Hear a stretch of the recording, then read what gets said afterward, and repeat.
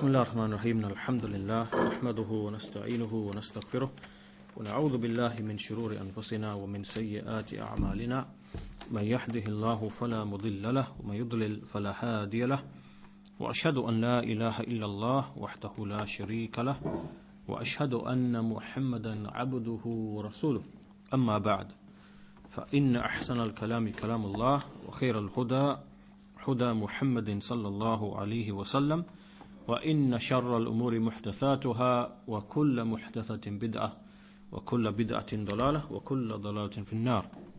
So in the previous lesson we started looking at the statement of Imam al-Tahaawiyyah rahimahullah, where he states وَنُسَمِّي أَهْلَ قِبْلَتِنَا مُسْلِمِينَ مُؤْمِنِينَ, that we label the people who turn to our qibla, we label them as Muslims and mu'mins. We label them as Muslims and believers. So this is a general label. Anyone who turns to the qibla is referred to as a Muslim and a mu'min. So they are given the label of Islam and Iman. And then Imam al-Tahawi, he made a qualification, a couple of qualifications. He said, مَا دَامُوا بِمَا جَاءَ بِهِ النَّبِيُّ صلى الله عليه وسلم مُعْتَرِفِينَ وَلَهُ بِكُلِّ مَا قَالَ وَأَخْبَرَ مُصَدِّقِينَ. That so long as they acknowledge and accept everything that the Prophet sallallahu alaihi wasallam came with, and they believe in everything which he said. So we started looking at the commentary on this statement, on this speech in the previous lesson, and from those things, from those points that we established, is that when we use the word Ahlul Qibla, the people of the Qibla, even though this term itself is not found in any of the Sharia texts, its meaning nevertheless is indicated in a certain hadith. And we said that the people intended by this label include two groups. The first group are those who are the people following the correct, sound, authentic religion. They are following the way of the Sahaba radiyallahu anhum, and they are the first and foremost of people who would enter into this label or term, Ahlul Qibla. And as for the second group, they are the ones who ascribe to Islam, and they have something of innovation or deviation. They have departed from the guidance of the Messenger sallallahu alaihi wasallam, like the groups, for example, the Mu'tazila, the Jahmiyyah, the Ash'ariyya, Maturidiyya, the Rafida, and many other groups like that, the Murjiya, the Qadariyya, and likewise the extreme Sufis and other than them. And also another group are those who outwardly profess Islam, but inwardly they conceal disbelief. They still enter under the term of Ahlul Qibla, because the term Ahlul Qibla is not really a judgment being made upon people. It's merely a descriptive title. Because they turn to the Qibla and they prostrate and they establish the Salah, then they are labeled the people of the Qibla.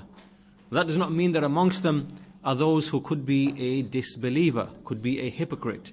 So this is a general descriptive term, and both of these two groups enter into this label or this term. So that's the first issue. The second issue was that At-Tahaawiyyah rahimahullah, in this statement, he said that we describe them as Muslimin Mu'mineen. Muslimin Mu'mineen. And we mentioned in the previous lesson that there was an issue that arose historically speaking, which is that is Islam and Iman the same thing?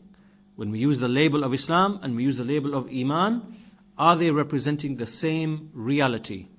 And we said that historically speaking, there were some groups who erred on the issue of Iman, and from them were the Murji'ah, and from the earliest groups who became affected by the sayings of the Murji'ah was actually Abu Hanifa and some of his companions. And so they held a view that actions are not from Iman, actions are not from faith, actions are not part and parcel of faith. And this actually is a mistake, because actions are from the essence of Iman. So for example, your Salah is Iman, it is from Iman. Your righteous deed that you do, picking something harmful from the floor, that is Iman, it is from Iman. So some of the jurists who were in Iraq, in Kufa, they erred on this particular point.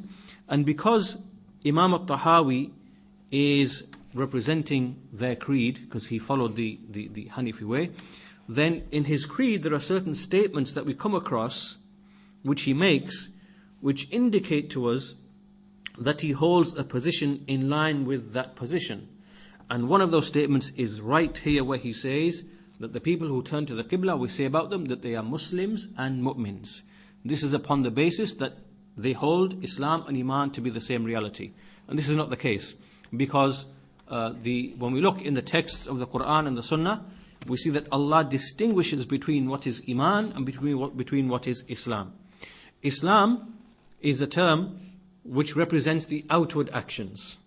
The 5 pillars of Islam, if you think about all of the 5 pillars of Islam, you see they are all outward things that we can see and observe from a person. He makes the shahada, he establishes the prayer, the salah, he gives zakah, he makes the hajj. These are physical things that we see people doing. So therefore Islam is outward. Islam is outward. And Iman is something inward. The foundation of Iman is to believe in Allah, His angels, His books, His messengers, the last day, Al-Qadr. And this is an inward belief that's actually hidden in the heart. So Iman in general is inward. Islam in general is outward. However, for a person to have his Islam accepted by Allah, then along with the outward Islam, he must have something of inward Iman. And likewise, for his Iman, his inward Iman to be accepted, his belief in Allah, angels, books, messengers, and so on and so forth, then he must have something of the outward Islam to validate his Iman. So that's a connection between the two. But basically, the point is that we distinguish between Islam and Iman. We don't treat them to be one and the same. That was the second point that we made in the previous lesson. We mentioned a statement from the Book of Allah, when Allah said to the desert Arabs. The desert Arabs came and they said, as Allah says, قَالَتِ الْأَعْرَابُ آمَنَّا. The desert Arabs say, we have believed.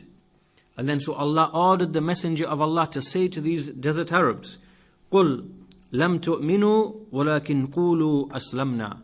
Say to them, do not say that you have believed, but rather say that you have submitted with Islam. So this is a clear proof of the distinction between Islam and Iman. This is in Surah Al-Hujurat, Surah 49, verse number 14. That was the second issue that we spoke of in the last lesson. We continue today in this lesson with the third issue then. And so we commence our lesson here today. So the third issue is that when we use this label, Ahlul Qibla, and we use the label of Muslim, then the foundation is that we treat every person to retain this label, right? So when we see people of the Qibla, we see the Muslimin, then the foundation is that we treat them to be Muslims, and we treat them to be people of the Qibla as indicated. And this is what At-Tahawi intends, but as we said, he made a qualification. He added to that statement that anyone who turns to our Qibla, we say that he is a Muslim and a Mu'min. He said, مَا دَامُوا بِمَا جَاءَ بِهِ النَّبِيُّ صلى الله عليه وسلم مُعْتَرِفِينَ وَلَهُ بِكُلِّ مَا قَالَ وَأَخْبَرَ مُصَدِّقِينَ. That we treat them to be Muslims and people of the Qibla and believers so long as they acknowledge what the Prophet صلى الله عليه وسلم came with, and they believe in everything that he said. This means that it is possible for a person that if he was to commit something which is disbelief, it entails disbelief, then that label of Islam or that label of Iman, meaning that he is a Muslim or a Mu'min, that label can be removed from him. It can be taken from him.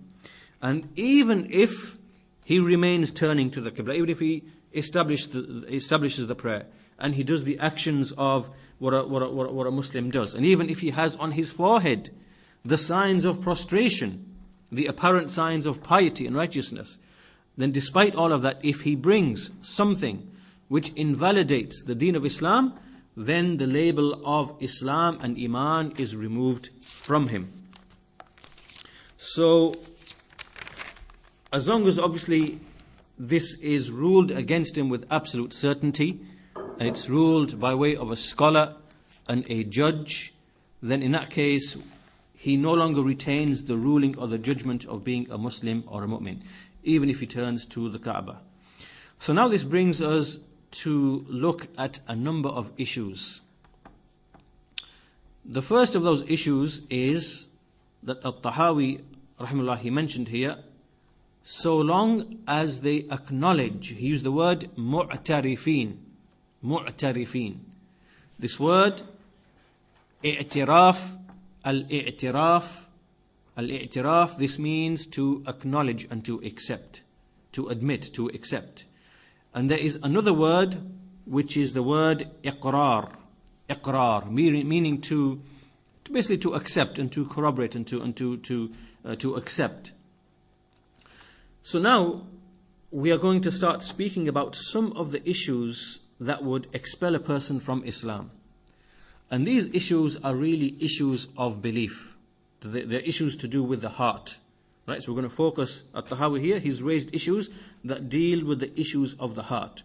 So he said that so long as these people, they acknowledge, they make i'tiraf of what the Messenger he came with.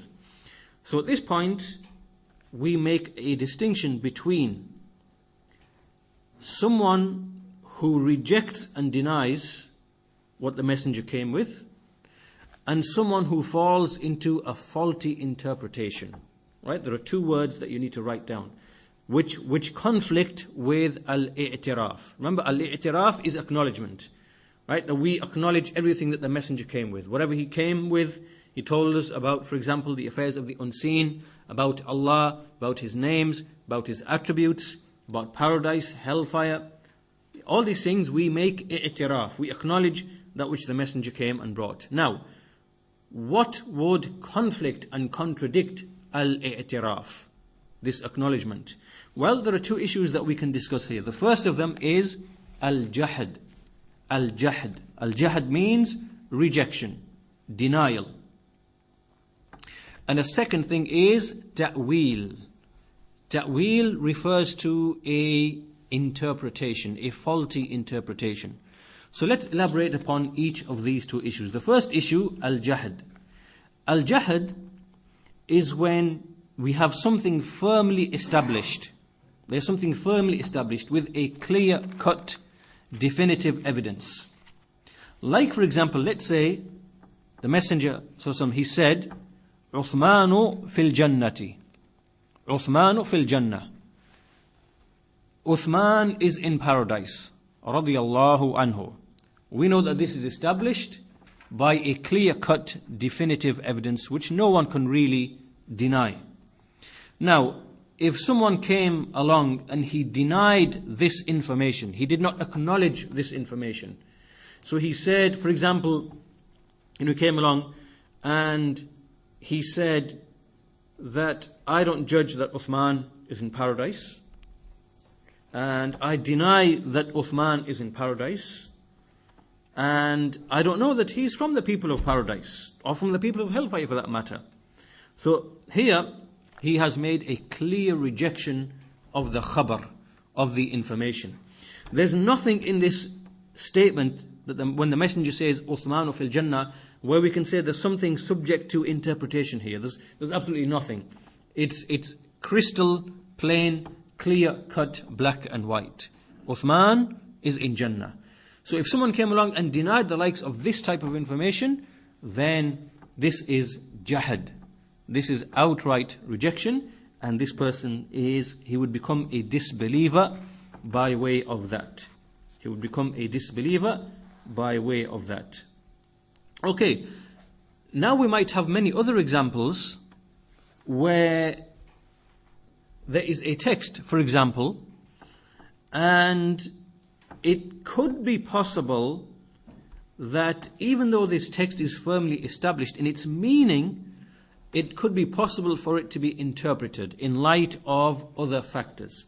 So someone could come along and he could say, for example, well, I don't deny this text, but I believe it means such and such. I believe it means such and such. So here now we don't have jahad. We don't have, a person is not denying the text. He's not saying I don't accept what's in this verse. He's not saying I don't accept this hadith. I don't accept this statement. He's not making jahad. he's accepting that this has come from Allah, this has come from His Messenger, but he's saying, I believe it means such and such.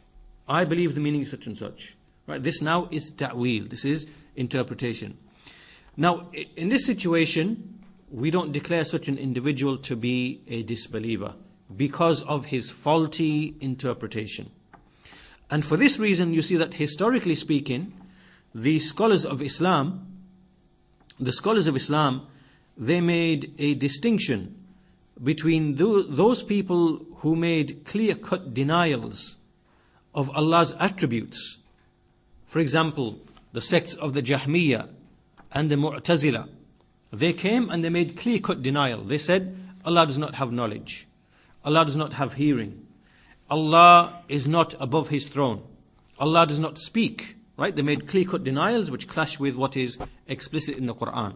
So those people, they treated them in general as a group to be disbelievers. So they made a distinction between them and between the likes of the Ash'aris and the Maturidis, because these groups, they never came and said, well, we deny that Allah is above His throne. They said, well, we accept these texts. We accept these texts, Ar-Rahmanu ala al-Arshi istawa, and all the other texts which are present. But we believe that they mean such and such. We believe that they have this particular meaning because istiwa can have this meaning and that meaning and that meaning. And so they came with shubuhat, with doubts, on account of which they erred in the intended meaning. So the scholars never made takfir, they never declared those groups to be disbelievers in principle as a whole, because they have something which prevents the judgment of ruling being placed upon them, which is that they made a faulty ta'wil, a faulty interpretation. So we therefore distinguish between outright rejection, which is rad and jahad, and between ta'wil. In the first case, a person, he makes an outright denial of something that is clear cut. In the second case, the person affirms the text. He affirms, doesn't deny the text. He says, yes, I believe. But he falls into a misconception on account of a ta'wil. So this is the first thing that we need to be aware of as it relates to people acknowledging and accepting what the Messenger, what he has came with. The second issue, now this is actually quite important. This is a very important issue now.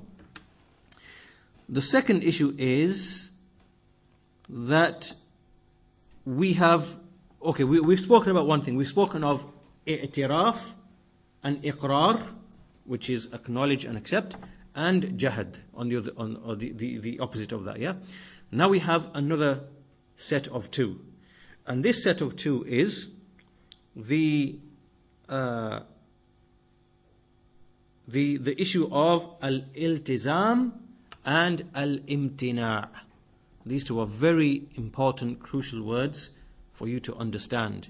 Al-iltizam, and imtina'.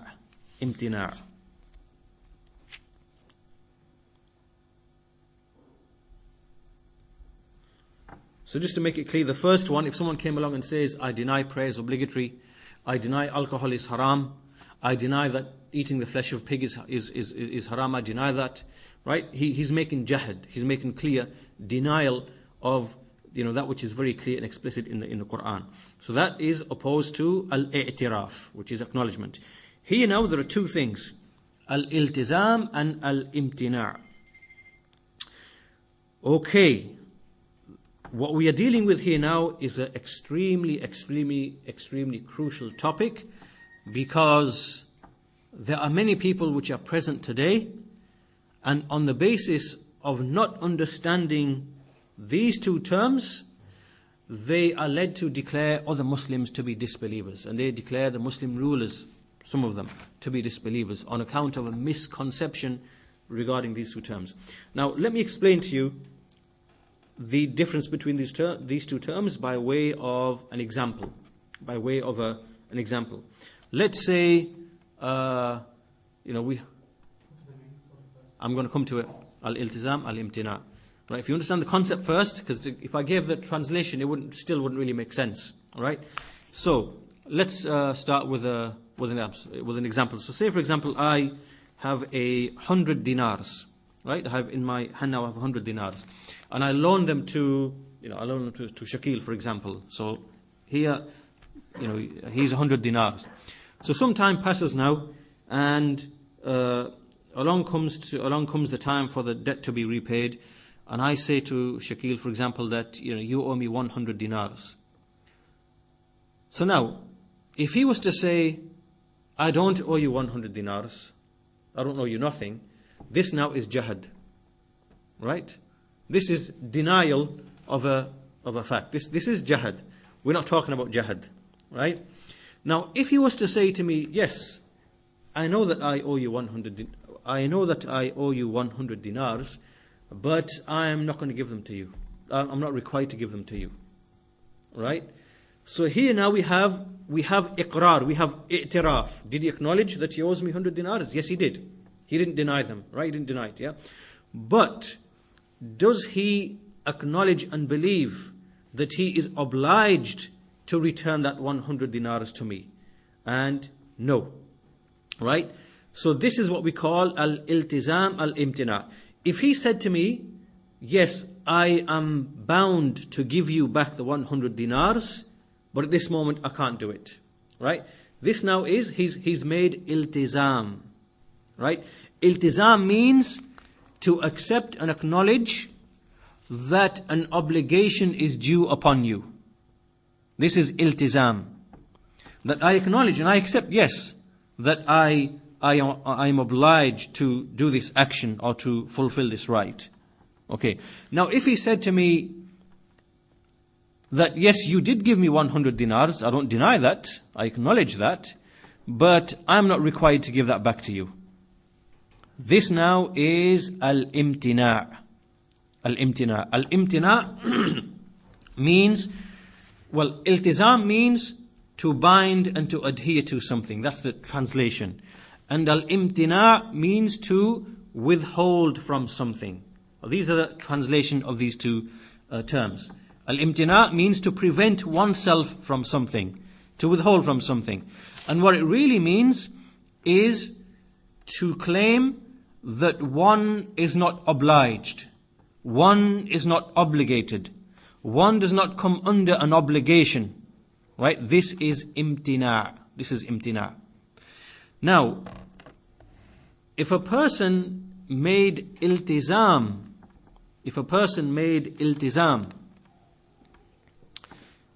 of an obligation, this does not mean that he actually fulfills it. Do you understand?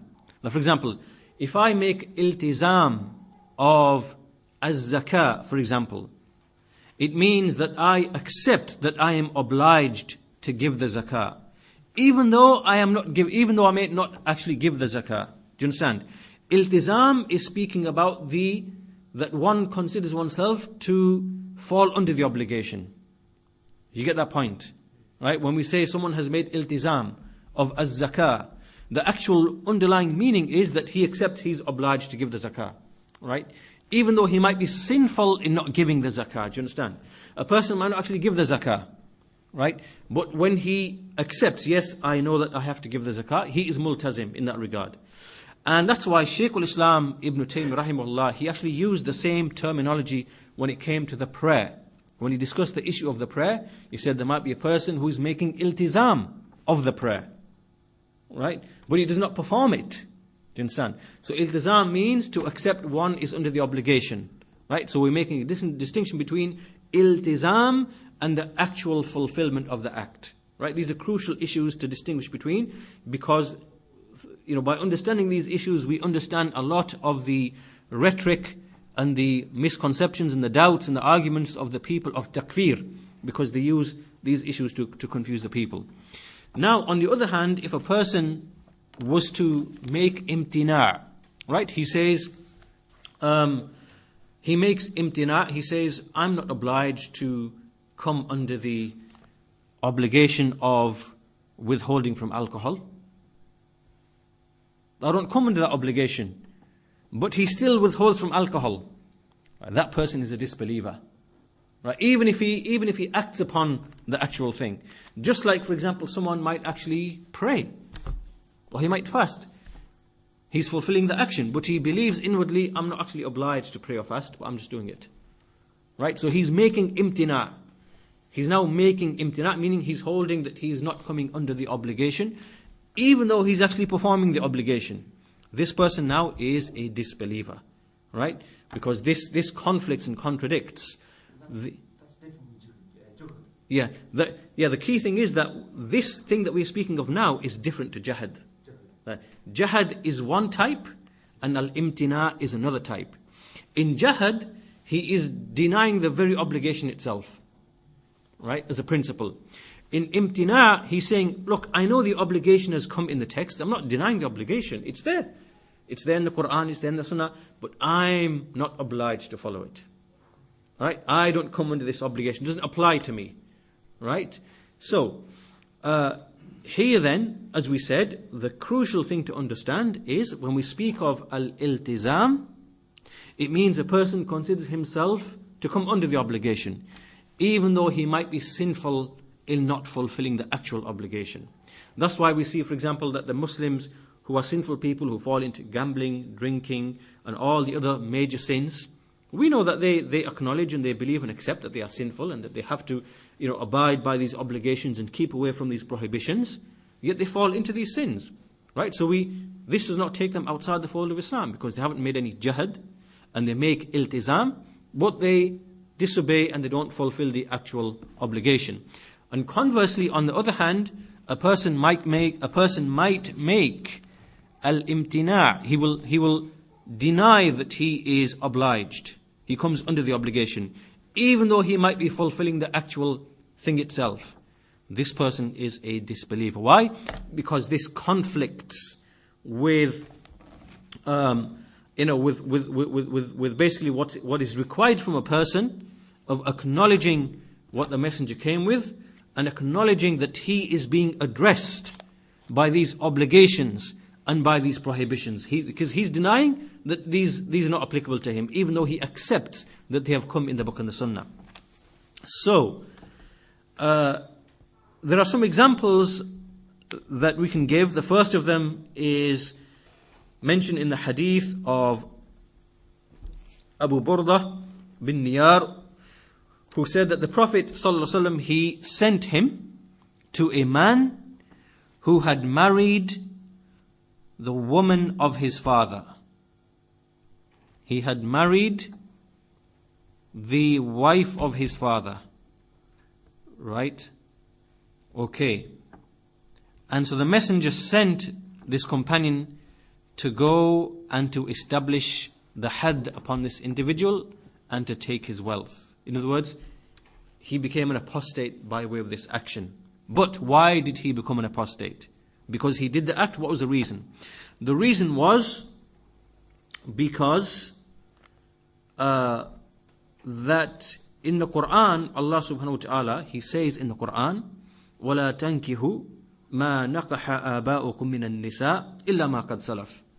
Allah said, do not marry those women whom your fathers had married. This used to be a custom amongst the Arabs. If the wife of your father passed away, which obviously could be your mother and it could not be your mother, because your father's wife could be someone other than your mother. So it was a custom amongst them that when the wife of the father died, it was deemed to be from from an honoring of your father and from righteousness and keeping the ties of kinship and nobility to actually marry that woman. And Allah subhanahu wa ta'ala, He prohibited this in the Quran. So when the verse was revealed, it was clear to everybody that this now is an action which is a practice which is prohibited. So this man, what he did is that he believed he's not obliged to act. He believed that he's not obliged by this verse. He didn't deny the verse. He knew these verses in the Quran, but he said, well, actually that doesn't apply to me. Doesn't apply to me.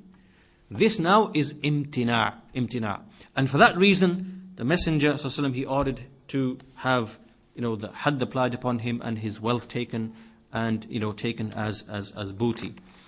And a second example is in the example of what was done by the apostates in the time of Abu Bakr as-Siddiq radiyallahu anhu, and they apostatized because they claimed that they are not obliged to give the zakah. They didn't deny the institution and the obligation of zakah. They said, well, it doesn't actually apply to us, and we're not obliged to give it to you, and we're not going to give it to you.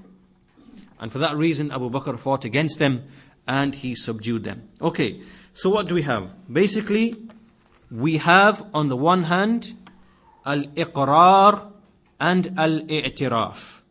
This means to acknowledge and to accept. Right? To deny this is jahad. This is al-jahad. So going back to our example again, I give 100 dinars to Shakil. The time has come for him to repay them. I say, you owe me 100 dinars. He says, yes, I owe you 100 dinars. This is al-i'tiraf. This is al-iqrar. Then, in another situation, he might say to me, no, actually I don't owe you anything. This now is jahad. This now is outright denial. Outright denial. In another situation, he might have said to me, oh, hold on a minute, I thought you gave it to me as a gift. I thought you actually gave it to me as a gift. Now he's making some ta'wil. So I misunderstood, I thought you just gave it to me as, as a gift or something. Right? So now he's making ta'wil. He might have been justified, maybe there was something ambiguous or whatever, right? And maybe I wasn't so clear. So now he's making some sort of ta'wil. So in this case, I have to establish and make it clear to him that no, this is what the case is. But he's made some ta'wil there. In another situation, he might say, well, yes, I know that you gave him the money. I know I owe you 100 dinars, but I'm not really obliged to give it back to you. Right? Now this is imtina'. This is al-imtina'. So in this case, he might end up with some bruises and whatever else. But obviously, so. Can you have ta'wil in imtina'? If the issue is absolutely clear cut, like for example, if I was to say to you, zakah is an obligation upon every single individual, and that's something that the Muslims know and clearly understand, and it's been transmitted generation after generation, no one can really claim that this is ta'wil and I misunderstood, right? So there are some things in which a person might make ta'wil. As long as there's ta'wil involved, it makes no difference. It makes no difference. If there's ta'wil involved, then he has an excuse that he has genuinely been, has a misunderstanding, and what it is, it makes no difference thereafter. It wouldn't really be a scenario where he's making ta'wil and also having imtina'. That wouldn't really, it's not possible to do that. Because the ta'wil itself would mean that there is no imtina'. He's actually believing what he's doing is actually correct. Whereas imtina' is where a person, he's willfully removing himself from the actual obligation. So, one's clear and one where there's some ambiguity. Okay, so these are all scenarios and situations. And now, why is this really crucial? This is crucial because the best way to really explain it to you is to speak about certain groups of individuals who've come in our time, in our time, and really what they've done is that they've revived the madhab of the Khawarij. Or the Khawarij are the ones who basically expel a Muslim from Islam merely on account of a sin that he falls into. Right? A person drinks, a person gambles, a person fornicates, a person commits a major sin. And so these people, the Khawarij, they would expel him from Islam outright and say, you have lost all of your faith, you are outside the fold of Islam. Now, okay, the misguidance of these people is very clear. This is very clear and straightforward. We don't make takfir of a Muslim just because he falls into a major sin. Now, some people came in our time, in the past couple of decades, and what they began to say was the following. They said, if you have a Muslim who day and night, morning and evening, week after week, month after month, he is drinking, gambling, fornicating, does this not show that he's declared this action to be permissible, to be halal? Does this not show that he is denying and rejecting the command and the obligation or the prohibition? Alright, now, They're trying to make something binding from something else, which it doesn't actually follow. Right? If a Muslim is sinful for the whole of his life, he drinks, gambles, whatever else, it doesn't follow from that he is basically believing in his heart that I'm not obliged to come under this obligation. Do you understand? This is a faulty inference, right? This is an incorrect inference from a person's actions. So on account of that, they began to play about with some of these issues. These issues which I've just explained are very clear. There's i'tiraf, there's jahad, there's iltizam, there's imtina. There's the performance of the action and there's a non-performance of the action, right? And that might be disbelief, might not be disbelief. It depends on certain things.